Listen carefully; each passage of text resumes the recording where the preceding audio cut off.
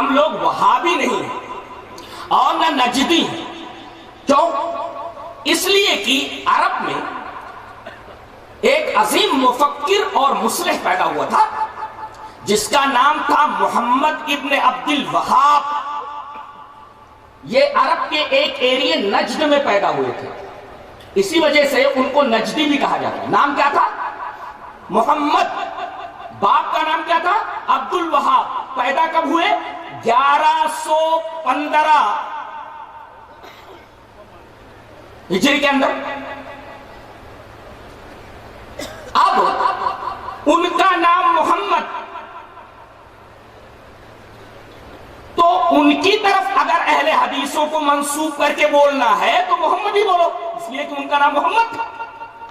اور اگر باپ کی طرف منسوب کر کے ہم کو وہابی کہا جاتا ہے تو ان کے باپ کا نام تو وہاب نہیں تھا، عبد الوہاب تھا، تو عبد الوہاب ہی بولو، اس لیے کہ ان کا نام عبد الوہاب تھا، وہاب نہیں تھا۔ لہذا میری سمجھ میں آج تک یہ بات نہیں آئی کہ ہمیں وہابی کیوں کہا جاتا ہے، اور جبکہ پتہ یہ چلتا ہے کہ ہمیں منسوب کیا جاتا ہے انہی کی طرف، محمد ابن عبد الوہاب نجدی کی طرف، لیکن یہ نسبت کچھ اب تک سمجھ میں نہیں آئی۔ اگر نام کی طرف نسبت ہے تو ان کا نام محمد تھا، ہمیں محمد ہی کہا جاتا۔ باپ کی طرف اگر منسوب کیا جاتا تو عبد الوہاب ہی کہا جاتا، اس لیے کہ باپ کا نام عبد الوہاب تھا۔ اور آخری بات، یہ حنبلی المسلک تھے، اور آپ کو معلوم ہے کہ اہل حدیث کسی شخصیت کی طرف اپنے آپ کو منسوب نہیں کرتا، اپنے آپ کو وہ حنفی نہیں کہتا، اپنے آپ کو وہ مالکی نہیں کہتا، اپنے آپ کو وہ شافعی نہیں کہتا، اپنے آپ کو وہ حنبلی نہیں کہتا۔ یہ حنبلی المسلک تھے، انہوں نے اپنی نسبت مشہور امام احمد بن حنبل کی طرف کر رکھا تھا، اور آپ کو معلوم ہے کہ اہل حدیث اپنی نسبت کسی شخصیت کی طرف نہیں کرتا سوائے اللہ اور اس کے رسول کے۔ لہذا کس بنا پر ہمیں وہابی کہا جاتا ہے، آج تک میری سمجھ میں یہ بات نہیں آئی۔ اچھا، اس آدمی سے انہیں دشمنی کیوں ہوئی ہمارے بھائیوں کو؟ اصل میں اس بیچارے سے ایک بہت بڑا گناہ ہو گیا تھا۔ گناہ کیا ہو گیا تھا؟ اس نے نبی کریم صلی اللہ علیہ وسلم کی ایک حدیث کے اوپر عمل کر لیا تھا، یہ بہت بڑا گناہ تھا اس کا۔ کس حدیث کے اوپر عمل کر لیا تھا؟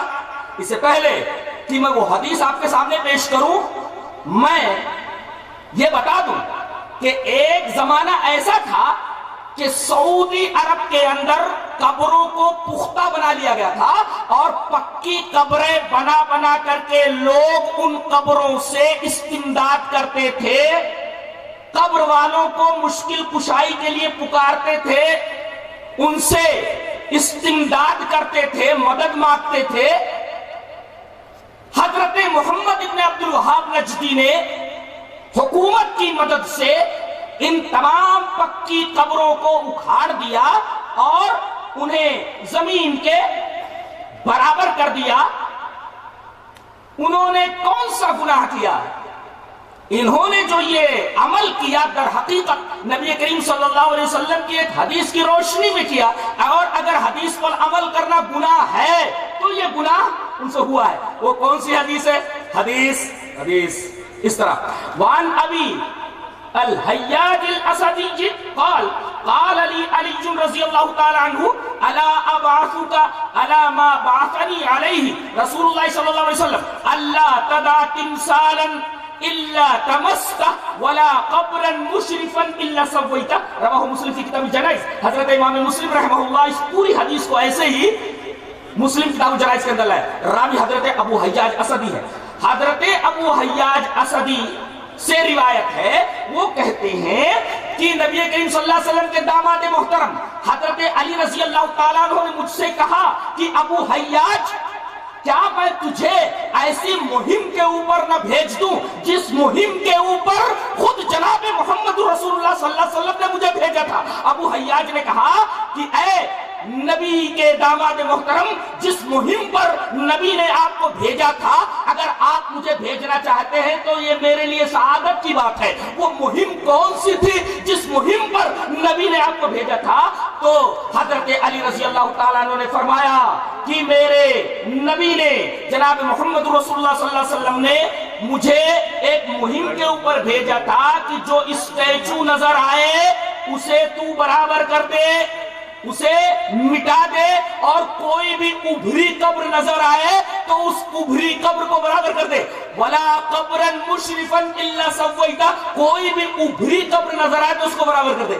اگر محمد ابن عبد الوہاب نجدی نے اگر پکی قبروں کو توڑ کر کے انہیں برابر کر دیا تو یہ تو نبی کریم صلی اللہ علیہ وسلم کی ایک حدیث کے اوپر عمل کرنا ہوا۔ اگر اس وجہ سے لوگ محمد ابن عبد الوہاب نجدی کو برا کہتے ہیں تو وہ اپنے ایمان کی خیر منائے، اس لیے کہ بات کہاں پہنچ رہی ہے؟ یہ بات نبی کریم صلی اللہ علیہ وسلم تک پہنچ رہی ہے کہ وہ کام آپ نے اپنے داماد محترم سے کروایا جو کام حضرت محمد ابن عبد الوہاب نجدی نے کیا۔ ثابت کیا ہوا کہ ہم وہابی نہیں ہیں۔ کیوں ہمیں وہابی کہا جاتا ہے؟ آج تک یہ بات میری سمجھ نہیں ہے۔ اور نہ ہم نجدی ہیں، اس لیے کہ جب ہم کسی شخصیت کی طرف اپنے آپ کو منسوب کرتے ہی نہیں ہیں تو وہابی